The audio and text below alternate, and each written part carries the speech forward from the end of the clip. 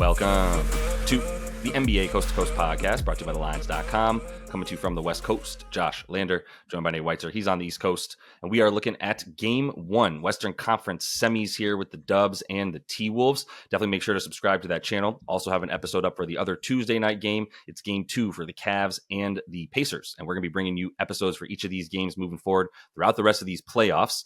Nate, let's not waste any time, man. Let's get right into this series here. We've got Dubs. We've got T-Wolves. Dubs took 3 of 4 this year, but they didn't even have Jimmy. Interesting stuff coming in. Let's see where you're at with your first look. Yeah, that's where I'm going because I'll take the Warriors +7. It continues to creep up a little bit as the narrative that just like they'll be too tired to compete in Game 1. I'm not really buying it. Like I mean, Steve Kerr is 21-3 in Game 1s. He lost 2 in the finals, 2 Game 1s due to some different circumstances. But I mean, first of all, like we're seeing all over these playoffs, we're seeing teams kind of have the shock value in Game 1 of like, oh, this is a different opponent, like whether it's chess pieces, whether they're just a lot better, like the Pacers versus the Miami Heat for the Cavs. And then they just don't have it in that Game 1. I mean, I don't know how much rust we'll see from the Wolves, but I do know that Kerr has a lot more chess pieces to move than JJ Redick did. And finishing a series against the Lakers team that just literally laid down and was like, sure, you can have 24 rebounds, Rudy Gobert. You can just dunk all over us. Like it's 1-2-3 Cancun. I mean, you're now going up against a team with 3 absolute hearts of a champion that I'm not going to doubt anymore. After Game 7, yeah, Draymond Game 7. Somebody was in the comments there saying like, was there ever a doubt for Draymond Game 7? Yeah, I was wrong on that, fading that man. He came right out and was a gamer.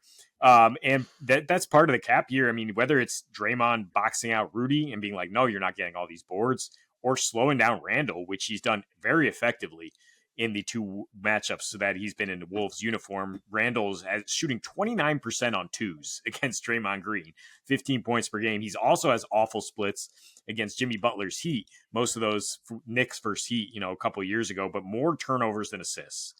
So I mean, that was a huge pressure point for the Wolves in that Lakers series, is getting Randall on switches. That doesn't seem like it's going to be as reliable.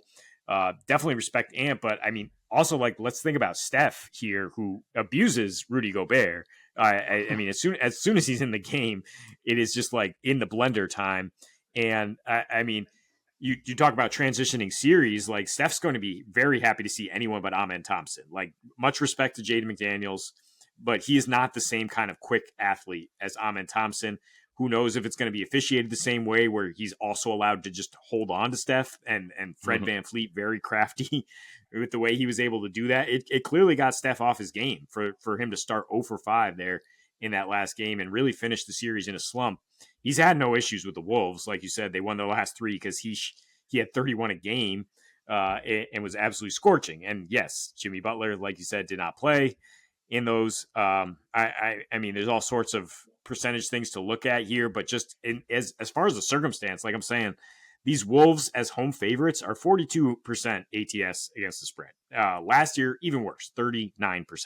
They're just not a team you really want to back to be like, they're definitely blowing somebody out. Like, no, I'm not. I mean, it can happen for sure, but I don't see the Warriors just like punting Game 1. We just haven't seen it recently. It's something that does occur down the line in a series when they decide to pick and choose their spots. But I think they come right out and they try to steal one. Yeah, a lot of good stuff in there. I mean, a couple of things. One, like someone I trust, definitely you mentioned today, that he's like, well, I think, if you're looking for edges in this series, the biggest edge might be that the Warriors might spot the Wolves a game because of the rest, right? And I think the Dubs agree with that. I think they know that, and I don't think they want to spot them that game. I don't think that they can afford that edge to Minnesota.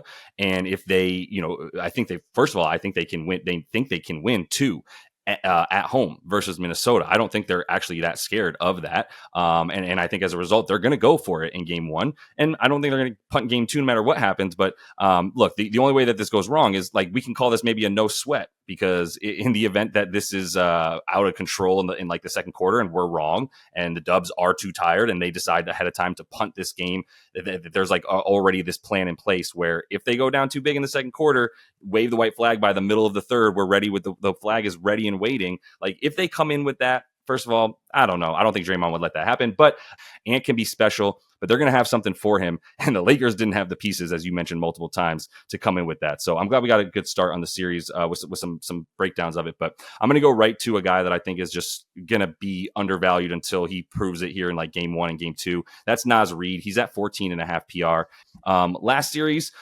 fine, he was good, and they still tried to get Rudy going, right? And when they tried to get Rudy going and it worked, then Naz was a little bit less needed. But Naz was always like there for the quick Rudy hook if it was clear that Rudy was getting played off the court and he wasn't doing enough down low to get there, because Rudy isn't bringing you anything on offense. So if he's not catching the ball on offense and he's not getting the rebound chances, getting the rebounds off of those chances, which he had 1,000,000 per second rebound chances in this last series, if he's not pulling down the actual boards, then you got to get him off the floor. And we know that Draymond Green has been the stopper of Rudy Gobert historically.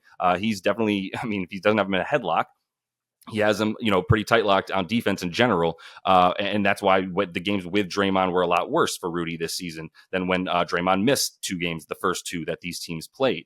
But then you look at Naz, he's over this number in all 4 versus this team. And this is the exact type of player that I like to take against the Dubs, who you kind of talked about. They give up the spot up. They might force the ball into the hands of guys that are in the corner, that like a Jaden McDaniels, for example, or maybe like a Nickeil Alexander-Walker, maybe even a Mike Conley. Those types of players get a few more shots because they key in on Dante DiVincenzo and Ant and the like, right? And even Jay Randall to a degree. But at the end of the day, like I think what we're going to see is that Naz is going to be out there for 25 to 35 minutes. That's a legit range. Like the floor for him to me is 25. He played 26.8 minutes per game versus this team on the season and still averaged the 16.5 PR per game versus them going over 20 PR per game going over in all 4 against them. So yeah, I think the minutes are going to be there because you can't run him off the floor. He's a great spot up shooter in the corner. He is a guy that will end up probably a little bit more open. And like, there's just going to be too many matchup problems. Somebody's going to have to be out there for for Jimmy, and Naz gives you another option. At least you can't in the switches to be able to stay on it.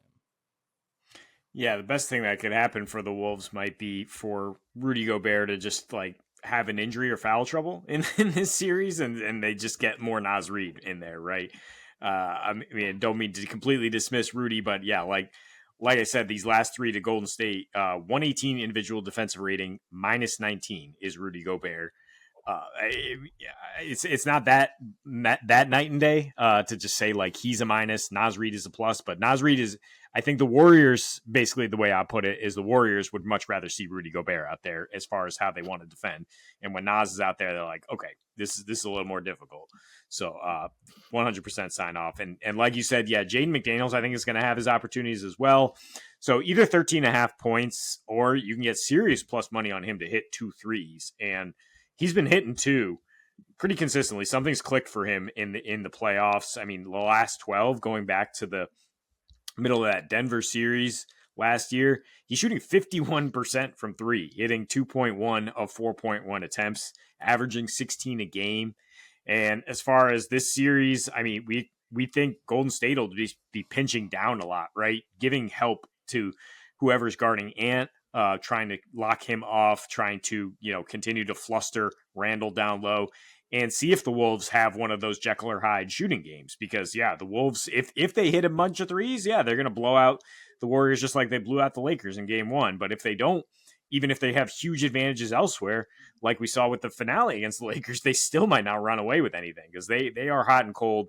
But, I mean, back to just Jaden specifically, I mean, post All-Star break, the Warriors, because of this strategy, allowed a league high 45% on corner threes. They didn't allow that many attempts, but they were damn bad guarding it. And against Minnesota in those matchups, allowed 43% on what would be the second most above the break 3-point attempts in the league, spread out over an entire season.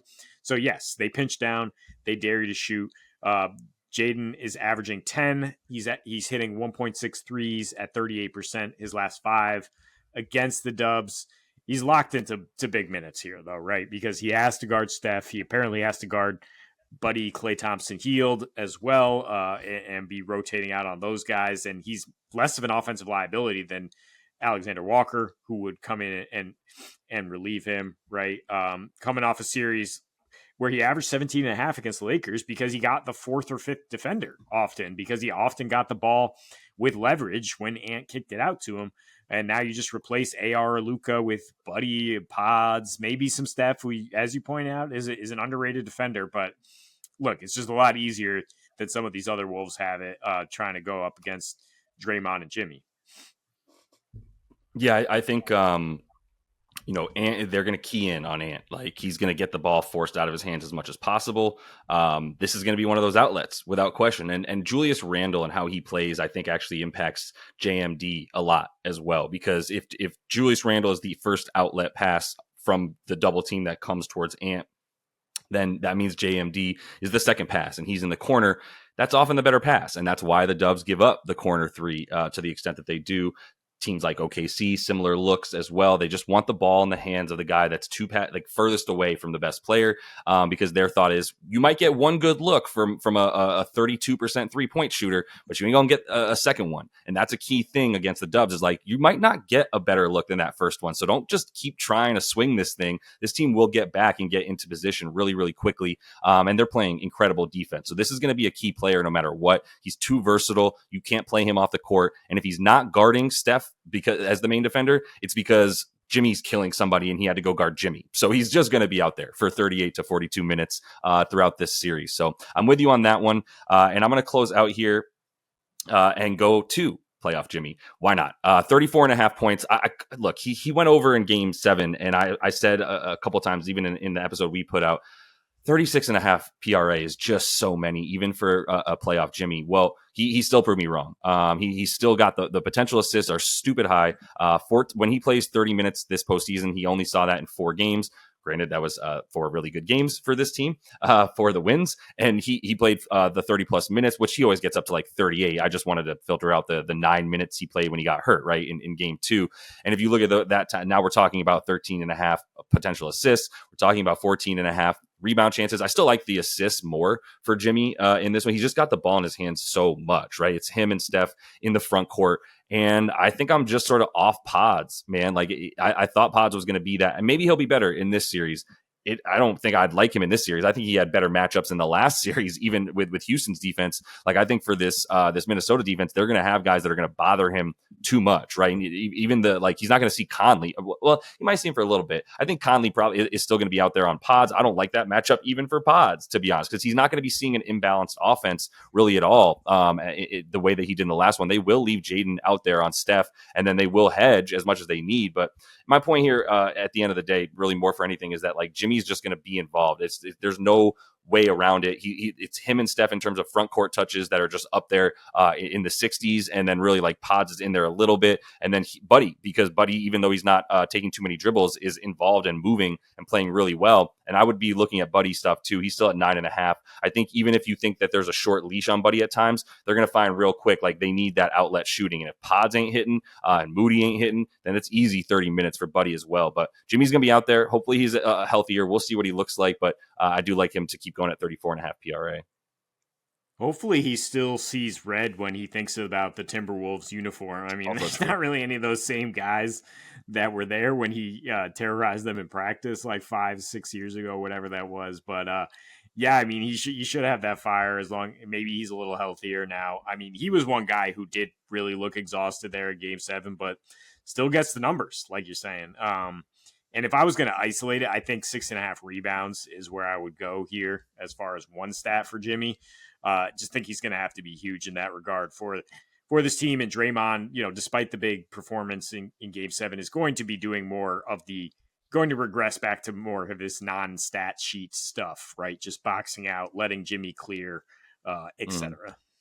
That's fair. Yeah, I can see that. And the Jimmy matchup is probably Randall, which is actually not that bad for rebounds if you're going to be playing off the wing, right? And kind of pinching in and probably daring Randall to shoot at times. If he proves he makes it, then you get up on him. But Randall's the guy that, like, if he misses, like you keep letting him go because you know he's going to pull it. And if he hits it like 28%, then you're golden. So that'll just keep him in position for the boards, which I agree with. And I like the RA a lot. But at the end of the day, I just look up and I'm like, I didn't like any of the offense that Jimmy showed when he was like the guy going to the bucket, unless he was going to the bucket. But when he pulled some of these shots out where you're like, that shouldn't go in, you're like, well, that's why it went in. That's playoff Jimmy. Let's start accepting that this is the norm. So I can't leave the points out at 20 or 21 and a half. That's just where he's at now in the offs. So that is all the time we have for you, though, in this one. Definitely make sure to sub to that channel, like we said, because we do have an episode up for you for the other Tuesday night game, Pacers and Cavs. And then we'll continue to have this stuff moving forward for each game during the week. So until we see you next, happy betting.